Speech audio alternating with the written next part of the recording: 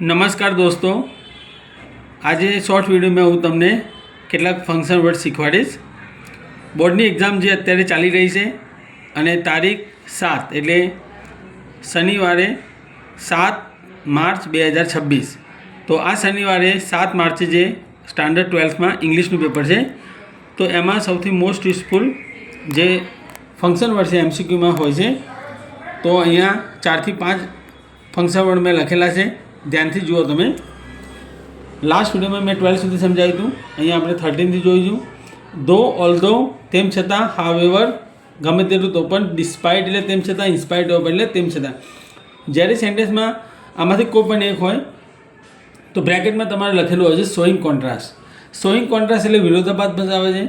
Showing contrast એટલે વિરોધાભાસ બતાવે છે. જો બ્રેકેટમાં શોઈંગ કોન્ટ્રાસ્ટ લખેલું હોય તો સેન્ટેન્સમાં આ 5માંથી કોઈ પણ એક ટીક કરવું.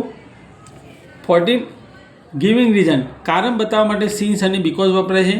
સિન્સ, બીકોઝ અને બીકોઝ ઓફ પણ આવી શકે છે.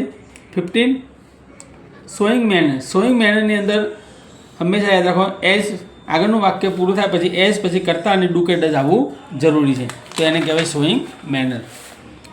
ત્યારબાદ જેમાં ઇઝીયર દેન, હાયર દેન, મોર દેન આપેલું હોય તો એને કહેવાય કમ્પેરિંગ. જે વાક્યમાં સો પછી વિશેષણ ડેશ એટલે વિશેષણ આવે, ધેટ પછી હી સી તે સર્વનામ. ટુમાં સો ધેટ હોય તો એક્સપ્રેસિંગ રિઝલ્ટ કહેવાય. જે વાક્યમાં very few, one of the, most beautiful, most wonderful, most useful, તો એને કહેવાય શોઈંગ કમ્પેરિઝન.